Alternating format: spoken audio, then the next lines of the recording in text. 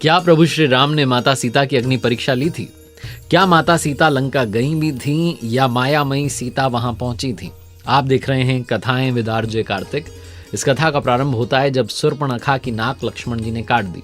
तभी प्रभु श्री राम को यह बात पता थी कि एक स्त्री की दुर्दशा का बदला एक स्त्री का अपमान करके ही रावण लेगा। और कहा जाता है कि जब वन में 12 वर्ष व्यतीत कर लिए रावण से कोई टकराव नहीं हुआ, तब रावण को उकसाने के लिए शूर्पणखा की घटना को प्रभु ने घटित किया। वो सब जानते थे। रामचरितमानस के अनुसार एक दिन जब लक्ष्मण जी वन में गए हुए थे कंदमूल फल लेने के लिए, तब प्रभु श्री राम ने माता सीता से अपनी योजना कुछ इस प्रकार से कही। लक्ष्मण गए बनही जब लेन मूल फल कंद, जनक सुतासन बोले बिहसी कृपा सुख बृंद। सुनहु प्रिया व्रत रुचिर सुशीला, मैं कछु कर भी ललित नर लीला। तुम पावक महु करहु निवासा, जो लगी करो निसाचर नासा।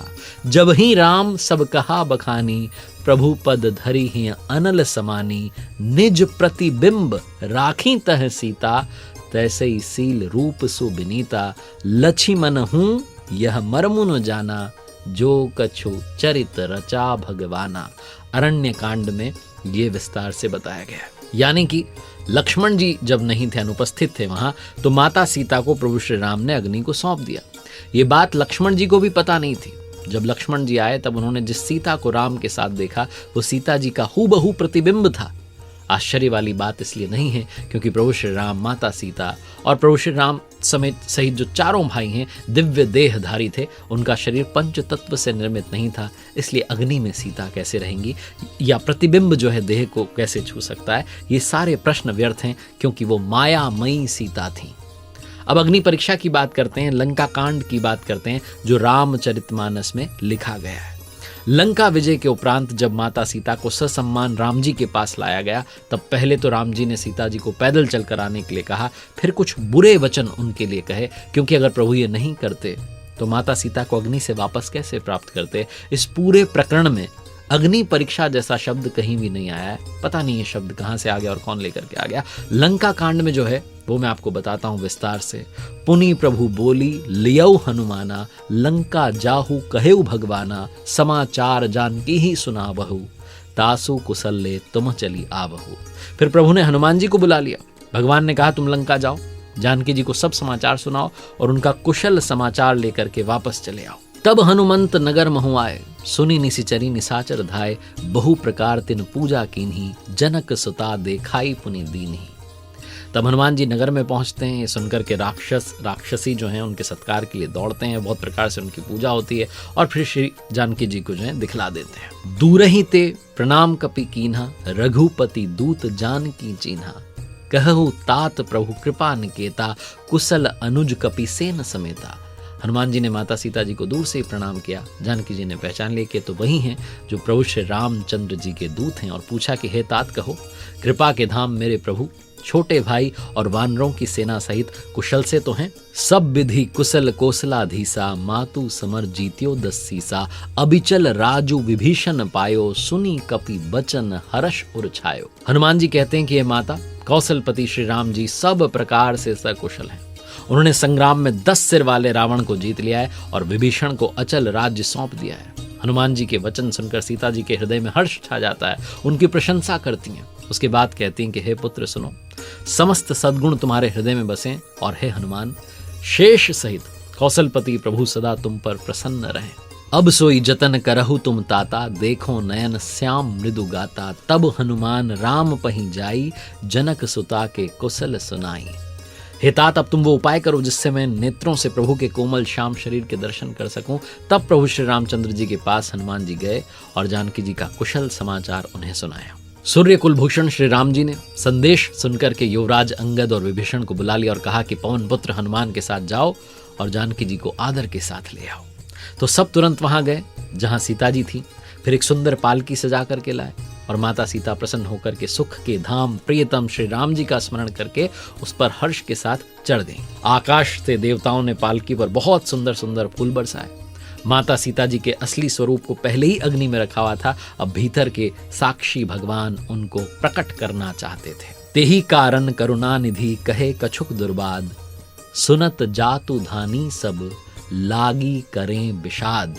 इसी कारण से करुणा के भंडार प्रभु श्री रामचंद्र जी ने लीला से कुछ कड़वे वचन कहे, जिन्हें सुनकर के राक्षसियां विषाद करने लगी। और माता सीता कहने लगी, प्रभु के बचन शीस धरी सीता, बोली मन क्रम बचन पुनीता, लक्ष्मण हो धर्म के नेगी, पावक प्रगट करहु तुम बेगी।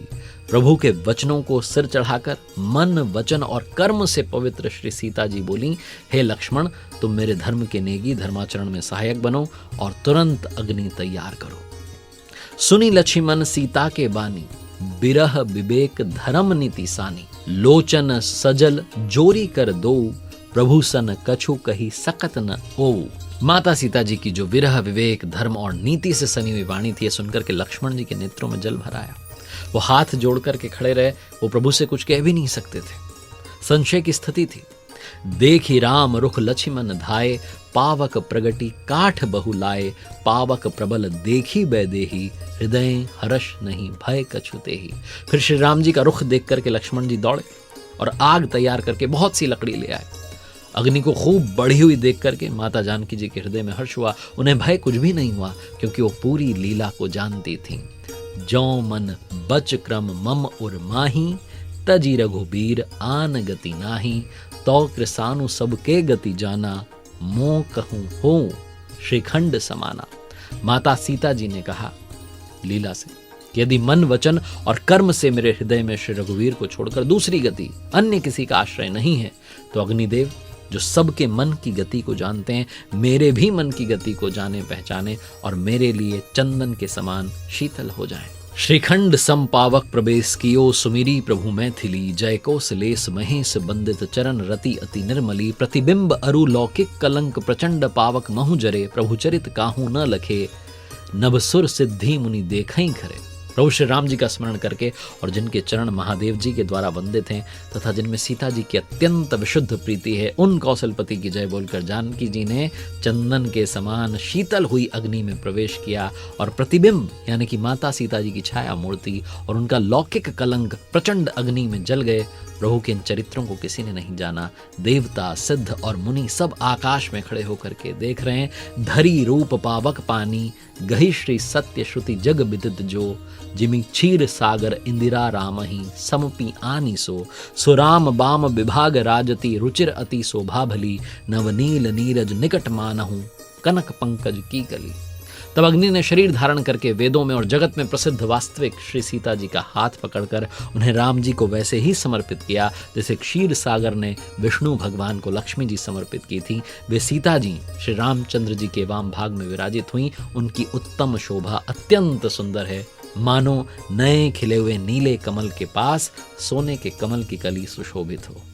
ये है वो पूरा प्रसंग जो श्री रामचरितमानस में है, जहाँ कहीं भी अग्नि परीक्षा जैसा शब्द आया ही नहीं है। प्रभु की लीला अपार है, उनकी लीला वही जानते हैं। हम मनुष्य हैं, हम ज़्यादा आगे का देख नहीं पाते। जो देख रहे होते हैं उसी को देख करके परेशान और चिंतित हो जाते हैं। इसलिए मन क्रम वचन से प्रभु के चरणों में समर्पित हो जाइए। देखते रहिए हर बुधवार सुबह 9:30 बजे मेरे साथ कथाएं विद आरजे कार्तिक।